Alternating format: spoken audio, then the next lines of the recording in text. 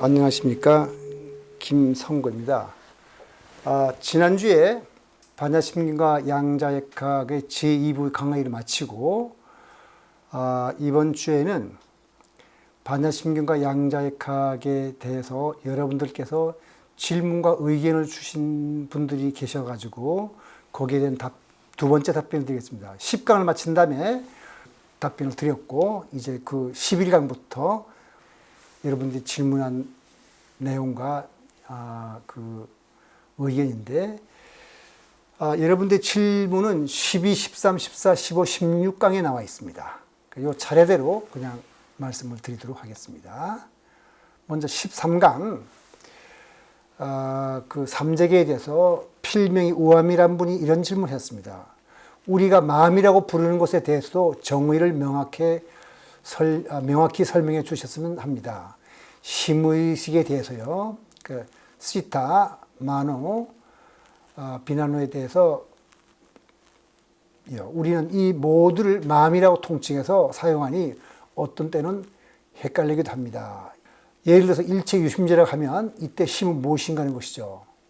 이런 질문을 주셨는데, 답은 이 3부 강의 내용이 전체적으로 바로 이 질문에 대한 답이 될 것이라고 생각합니다. 이 답은 굉장히 그 심의시 하나에 대해서 자세히 말씀드려야 되기 때문에 이 질문을 여기서 대답 드릴 수는 없고, 강의 전체가 답이라 생각하면 될 텐데, 한마디만 여기서 말씀드리자면, 마음을 대해서 연구하는 학문을 우리가 인지과학이라고 그러는데, 인지과학은 뭐 심리학이라든가 뇌과학이라든가 철학이라든가 언어학이라든가 물리학까지 다 포함돼서 복합 학문인데, 아직 의식에 대해서 모두가 동의하는 정의를 내리지 못하고 있는 형편입니다. 그러니까 마음이라는 게 우리가 흔히 그냥 마음만 하지만은 무엇이 마음이냐 하면은 답하기가 간단한 게 아니라는 것만 말씀드리고, 이 강의 전체 한 20강을 좀 예상하고 있는데 20강 전체에 걸쳐서 답을 드리기로 하겠습니다. 그 다음에 없음의 작용에 대해서 뭐라고 질문 주셨냐면, 우주 팽창에서 공간 또는 시공간이 팽창하므로 은하가 서로 멀어진다는데 그 공간은 일반 상대론적 공간인지요? 현실적으로 공간을 움직이면 그 속의 물체가 따라서 같이 움직이지 않는데 도대체 공간이 팽창한다는 게 이해가 잘 안 됩니다. 또 은하가 모여들면 우주가 수축한다는데 현실적으로 공간이 수축하지 않는다고 했습니다. 이분이 질문은 질문 3개거든요. 1번의 답은 간단합니다. 우주를 말하면서 우리가 보통 공간이라고 할 때는 일반 상대성 이론에서 말하는 그 시공간을 말하는 겁니다. 그리고 두 번째 질문에서 공간을 움직이면 그 속의 물체는 따라서 움직이지 않는다고 말하는데, 이게 무슨 뜻인지 잘 모르겠습니다. 공간이 움직인다는 말이 그런 말은 없거든요. 그러니까 공간이 팽창한다는 말과 공간이 움직인다는 말은 다릅니다. 그러니까 공간이란 물체와 물체 사이 거리를 뜻하는 거거든요. 공간이란 거는. 그러니까 두 물체가 서로 멀어지면 그것을 공간이 팽창한다고 합니다. 그러니까 시공간이 팽창하는 것을 풍선이 팽창하는 것에 비유하는데, 지금 그 그림 보이죠? 별들이 쭉 멀어지지 않습니까? 그걸 공간이 팽창한다고 그러는 겁니다. 바로. 그러니까 그 다음번에 직접 그린다면은 그냥 시공간을, 우주를 2차원 풍선에 비유할 수 있습니다. 거기 보면 풍선이 커지면 어때요? 거기에 붙어있는 별들이 거리가 멀어지죠. 그러면 그게 뭐냐면은 별들과 별들 사이가 멀어지는 것이 바로 풍선이 팽창하는 것에 해당해서 그때 공간이 팽창한다고 부르는 겁니다. 또 은하가 모여들면 우주가 수축한다는데 현실적으로 공간이 수축하지 않는데요 그랬거든요. 그 앞의 풍선 그림에서 풍선에서 공기가 빠지면 풍선이 수축하고 풍선 위에 찍힌 점들 사이의 이 거리가 가까워지고 결국 점들이 한 곳에 모이게 되겠죠. 그러니까 점들이 은하를 상징하고 풍선이 시공간을 상징합니다. 그러니까 은하들이 모여드는 것과 시공간이 수축한다는 말은 같은 말입니다. 그 다음 이제 14강에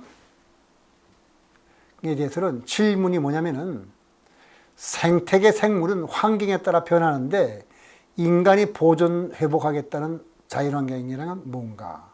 했는데요. 네, 그 재행무상이 영기 이치라서 세상에 변하지 않는 건 없습니다. 그러니까 생태계 생물은 환경에 따라 변하는 게 마련이죠.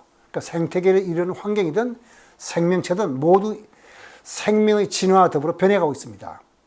우리가 보존, 회복하겠다는 것은 이 변화를 막자는 것이 아니고 인간이 자연을 보존한다는 것은 급격한 변화를 일으키지 않고 자연스럽게 변해가도록 자연에 가급적 손을 대지 않는다는 뜻입니다. 인간이 자연에 손을 대지 않을 수는 없어요. 동물들도 자연에 손을 대는 거거든요. 예를 들어서 뭐 토끼나 늑대가 땅에 굴을 파는 것도 자연에 손을 대는 거죠. 근데 그 정도는 괜찮은데 인간은 정말 어마어마하게 자연에 손을 대가지고 많이 바꾸니까 가능하면 적게 손을 대자. 그게 자연의 보존이라는 뜻입니다. 그러니까 급격한 변화가 오면 생명체가 환경에 적응하지 못해서 생태계가 결국 파괴될 테죠. 그러면 인간도 살 수 없게 될 겁니다. 그러니까 그런 일이 없도록 하자. 그것이 바로 인간이 보존하겠다는 자연 환경인 겁니다. 그 다음에 승의제와 세속제에 대해서, 승의제와 세속제는 우리 다른 말로 진제와 속제라고 하는데, 질문은 뭐냐면 특수상대성 이론은 시간과 공간이 시공으로 된 게 확실한 변화라 이전의 시공간 개념으로 이해가 가능한데 일반 상대성은 그런 정도의 확실한 변화가 무엇인지 궁금합니다. 또 양자론 이전의 기본 요소가 양자론으로 통합된 요소 같은 게 있는지요. 앞으로 제4부 5부에서 특수상대성 이론과 일반 상대성 이론을 설명을 하면은 강의 내용이 바로 이 문제에 대한 답이 될 건데 미리 말씀드린다면 일반 상대성 이론에서 그런 변화라는 것은 예를 들어서 그 중력이 강한 데서는 시간이 천천히 흐르고 그 다음에 중력이 약한 데서 시간이 빨리 흐른다. 이렇게 이 정도로 말씀드리고 나머지는 강의하면서 여러분들이 자연스럽게 아시리라고 믿습니다. 그 다음에 16강에서는 연기법은 12연기 내용이 중요하지만 연기된 것이 있어야 연기된 것이 의미가 있을 것 합니다.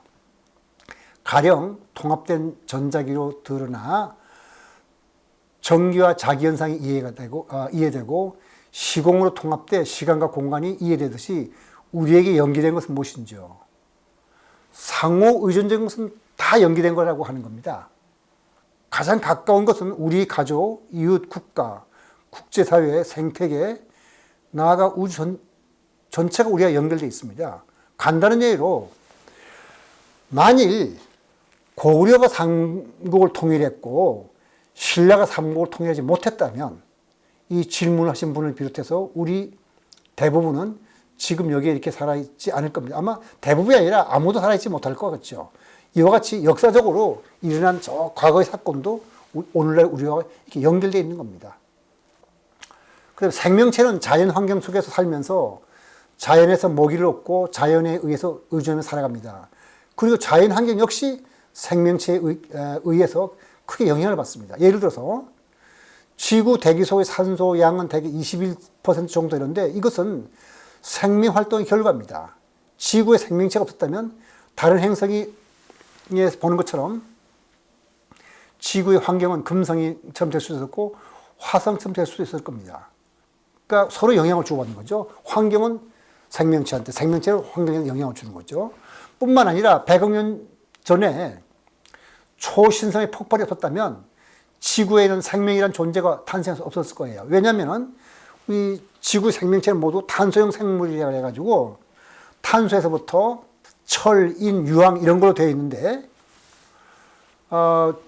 태양계의 태양은 헬륨보다 더 무거운 원소를 못 만들어요. 그럼 헬륨보다 더 무거운 원소인 탄소라든가 철이라든가 그 다음에 철보다 더 무거운 원소들, 우라늄 같은 것은 전부 다 초신성의 폭발에 의해서 생겨난 겁니다. 이와 같이 모든 것이 연결되어 있거든요. 그러니까 우리한테 연결되어 있지 않은 것은 없습니다. 이렇게 말씀드릴 수 있겠습니다. 그러니까 오늘 그 질문과 의견에 대한 답은 이거로 말씀드리고 다음 주에는 제3부 강의에 들어가도록 하겠습니다. 네. 오늘 강의 여기서 마치도록 하겠습니다.